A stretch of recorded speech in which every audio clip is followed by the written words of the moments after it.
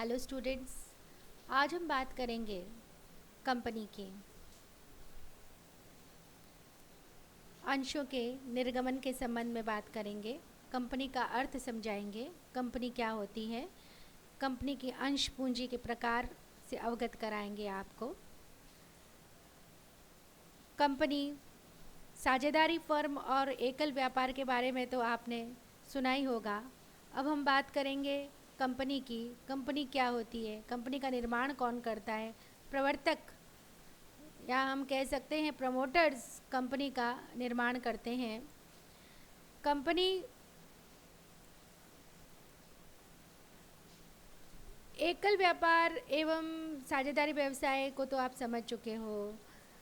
Company बड़े स्तर पर होती है, प्रवर्तक इसका निर्माण करते हैं। और अंशों द्वारा सीमित कंपनियां तीन प्रकार की होती हैं: निजी कंपनी, सार्वजनिक कंपनी तथा एक व्यक्ति कंपनी। निजी कंपनी के लिए कम से कम 2 तथा सार्वजनिक कंपनी के लिए 7 सदस्य होना आवश्यक है।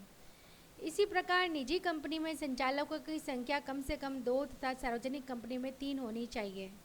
निजी कंपनी में अधिकतम सदस्य 200 हो सकते हैं, परंतु सार्वजनिक कंपनी में अधिकतम सदस्यों पर कोई उस पर प्रतिबंध नहीं है। अब हम बात करेंगे शेयर्स की, अंशों की। कंपनी की अंश पूंजी जितने भागों में विभक्त होती है, वह प्रत्येक हिस्सा कंपनी का अंश कहलाता है। वह स्वामित्व की इकाई का प्रतीक होता है। विनियोग करने वाले के लिए संपत्ति है, जिसे अंतर नियमों के प्रावधानों को ध्यान में रखते हुए हस्तांतरित किया जा सकता है। कंपनी की अंश पूंजी सीमा नियमानुसार निर्धारित राशि के अंशों में बटी हुई होती है।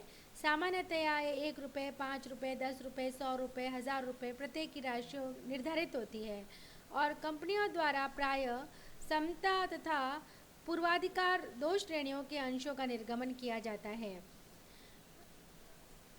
अब हम बात करेंगे कि समता अंश किसे कहते हैं।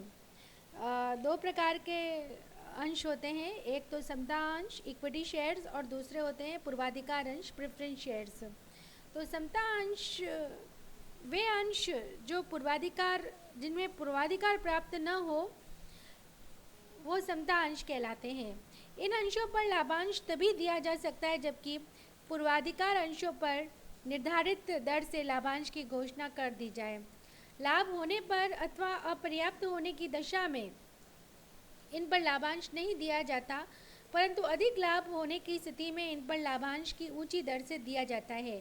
यही कारण है जिन कंपनियों में लाभांश की दर घटती बढ़ती रहती है, उनके समता अंशों के बाजार भावों में भी अधिक परिवर्तन होते हैं, जिससे इनमें सट्टे की प्रवृत्ति उत्पन्न हो जाती है। उसके बाद हम बात करेंगे पूर्वाधिकार या अधिमान अंशों की, जो इंग्लिश में जिन्हें हम कहते हैं प्रेफरेंस शेयर्स। ऐसे अंशों के धारकों को समता अंशों की धारकों की तुलना में लाभांश प्राप्त करने का प्राथमिक अधिकार होता है। कंपनी के समापन की दशा में भी इन्हें समता अंशधारियों की तुलना में पूंजी वापस लेने की प्राथमिकता होती है। अंतर नियमों में व्यवस्था होने पर पूर्वाधिकार अंशधारियों को कुछ अतिरिक्त अधिकार भी प्राप्त होते हैं।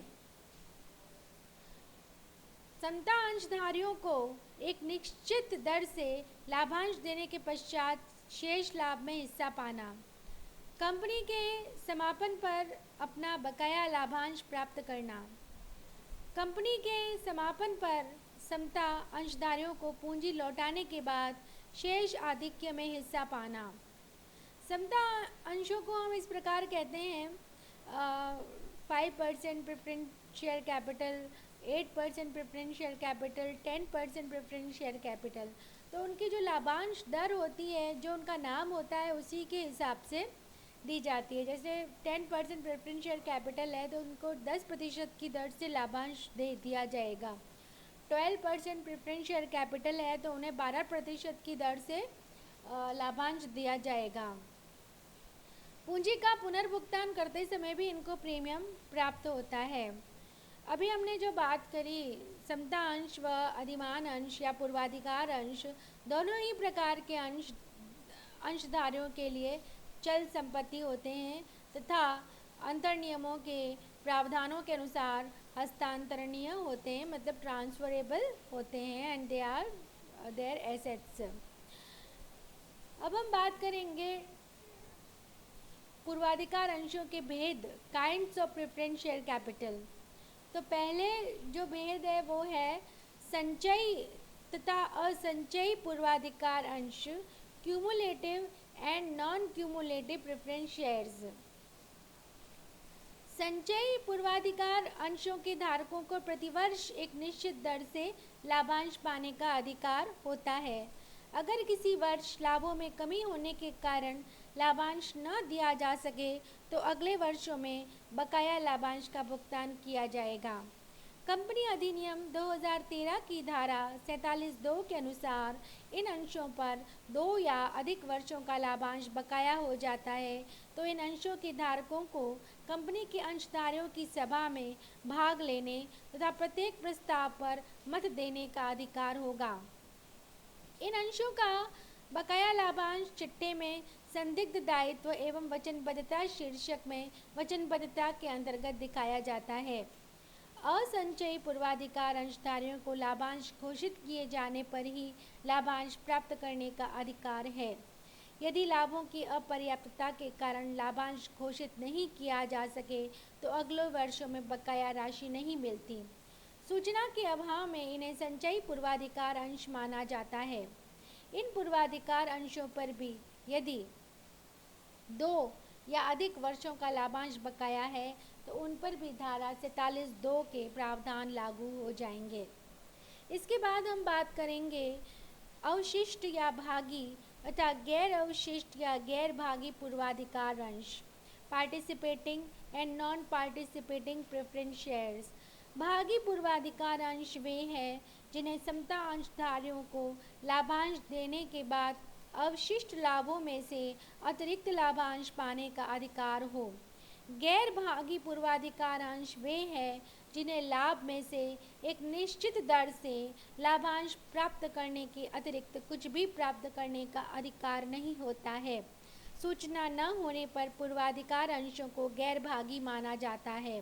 तीसरा है शोध्य तथा अशोध्य पूर्वाधिकार अंश, redeemable and irredeemable preference shares. यदि कंपनी के अंतर नियमों में प्रावधान हो तो संचालक द्वारा धारा 55 के प्रावधानों के अनुसार पूर्वाधिकार अंशधारियों को कंपनी के जीवन काल में भी उनकी पूंजी का पुनर्भुगतान कर सकते हैं। ऐसे अंशों को शोध्य पूर्वाधिकार अंश कहते हैं। वे अंश जिनका पुनर्भुगतान कंपनी के जीवन काल में नहीं हो सकता हो बल्कि समापन समय में ही हो सके, अशोध्य पूर्वाधिकार अंश कहलाते हैं। वर्तमान में केवल 20 वर्षों में शोधनीय पूर्वाधिकार अंश ही निर्गमित किए जा सकते हैं। कंपनी अधिनियम 2013 की धारा 55 के अनुसार कोई भी अंशों द्वारा सीमित कंपनी अशोधनीय पूर्वाधिकार अंशों का निर्गमन नहीं कर सकती है या ऐसे पूर्वाधिकार अंशों का निर्गमन नहीं कर सकती जो 20 वर्ष बाद शोधनीय हो। इसके बाद हम बात करेंगे परिवर्तनशील तथा अपरिवर्तनशील पूर्वाधिकार अंश, convertible and non convertible preference shares. वे अंश जिन्हें एक निश्चित समय के पश्चात समता अंश अथवा ऋण पत्रों में बदला जा सके उन्हें परिवर्तनशील पूर्वाधिकार अंश कहते हैं। और जिन पूर्वाधिकारी अंशों को ऋण पत्रों में परिवर्तित नहीं किया जा सकता उन्हें अपरिवर्तनशील पूर्वाधिकार अंश कहते हैं।